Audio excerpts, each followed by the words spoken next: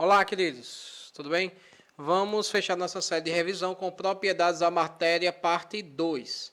Já vimos sobre separação de misturas, parte 1 e 2, propriedades da matéria, parte 1. Agora nós vamos estudar sobre propriedades da matéria, parte 2. Vem aí 5 questões. Peço que estejam bastante atentos para que a gente não possa ter dificuldade em nossas questões que possam vir, tá certo? Vamos lá. Primeira questão, vocês estão vendo anunciado aí muito grande, ele diz, ó, no esquema abaixo, vou até pegar aqui, ó, nós temos 3 tipos, né, de bolinhas aqui, ó. E ele diz, apresenta um átomo diferente, conforme na representação da imagem da quantidade de moléculas, substâncias simples e compostas, assinala a alternativa correta. Veja, aqui eu tenho a representação dessas bolinhas, tá certo? Dessas substâncias, moléculas, tá certo? Então vamos lá. Qual a melhor alternativa que se encaixa aqui, galera? Vamos lá. A primeira coisa que eu posso notar é que ele tem 5 moléculas. Olha, tem 1, 2, 3, 4, 5, certo? 5 moléculas. Então, eu já descarto a letra B, já descarto a letra E. Olha, gente, ele tem 3 substâncias simples, ó. Essas são iguais, ó. Mesmo composto, ó. 1, 2 e 3. Aqui é como se fosse, por exemplo, gás oxigênio, ozônio, tá certo? Gás cloro, tá certo? Então, ele tem 3 substâncias simples e 2 compostas. Aqui, por exemplo, pode ser a representação de uma água composta e composta, tá certo? Pode ser aqui um ácido clorídrico, cloreto de sódio, tá bom? Então, a melhor alternativa que se encaixa aqui é a alternativa C. Tranquilo? Próxima questão, do ITA. A figura representa a curva de aquecimento de uma amostra, né, sólido, líquido e gasoso, né? Você sabe que esse gráfico aqui são os estados físicos da matéria. Com base nas informações, é correto afirmar que, ó, gente, vamos lá aqueles conceitos. Se for ponto de fusão, só o ponto de fusão constante, ele é o quê? Eutética. Se for ponto de ebulição, ele é o quê? Ele é azeotrópica. Quando os dois são constantes, ele é uma substância pura. E quando os dois variam, mistura, certo? Então vamos lá. Aqui nós temos o que, galera? Nós temos aqui esse daqui que não está variando. Se vocês notarem, eles estão constantes. Porém, aqui varia, ou seja, o ponto de fusão mantém constante e o ponto de ebulição varia. Se isso acontece, ele é uma mistura o quê? Ele é uma mistura eutética, tá bom? Próxima questão. Uma mistura sólida, aquecida, né, continuamente, o gráfico a seguir mostra uma variação da temperatura ordenada com o tempo. Ó, vê. O ponto de fusão e o ponto de ebulição durante o tempo, né? A substância permanece no estado líquido. Vamos lá. Primeiro, ele quer saber o seguinte: quais são as temperaturas para o ponto de fusão, de ebulição e o tempo no qual a substância permanece no estado líquido. Presta atenção. Então vamos lá. Primeiro, ponto de fusão, ó. Ponto de fusão, ele quer saber o quê? Ele quer saber a temperatura. Então, se ele está aqui, ele está mais ou menos a 65 graus. Então, vamos lá. Próxima. Ebulição. 150. Olha onde ele atingiu aqui, ó. 150. Então, eu tenho 65, 150. Agora, veja. O estado líquido, gente, está aqui, ó.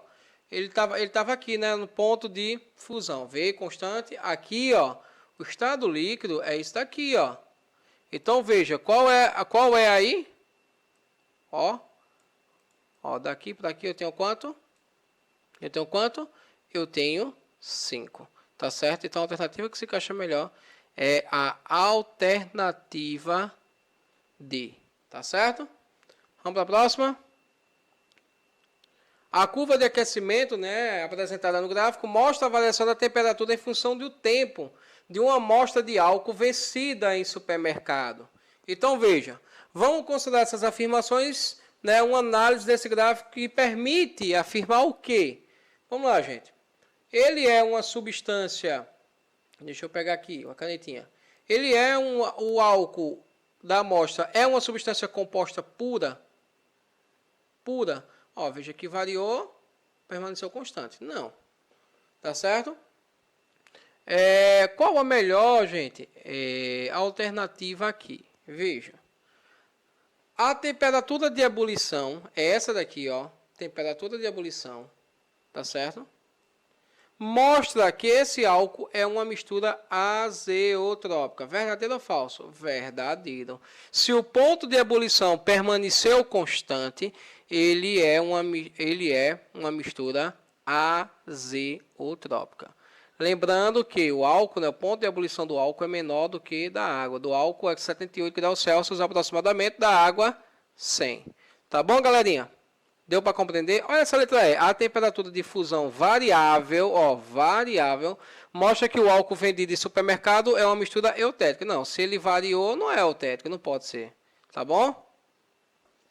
E aí, uma última questão. O ciclo da água é fundamental para a preservação da vida, né, no planeta. As condições climáticas da Terra permitem que a água sofra mudanças de fase e a compreensão dessas transformações é fundamental para entender o ciclo, tá bom? Nessas mudanças, agora preste bem atenção, vou até grifar aqui, ó, onde mata a questão. Nessas mudanças, a água ou a unidade de terra absorve calor. Olha onde ela estava aqui escondidinha, a chave da questão. Absorve calor do Sol e dos arredores. Quando foi absorvido calor, né, suficiente, algumas das moléculas do líquido podem ter energia necessária para começar a subir a atmosfera. Opa, outra chave da questão aqui, ó. Aí ele diz, a transformação mencionada no texto é uma fusão, lembra, tá, gente? Aqui está onde está, ó. Sólido, líquido, gasoso. Lembra de termoquímica, tudo que vem é endotérmico.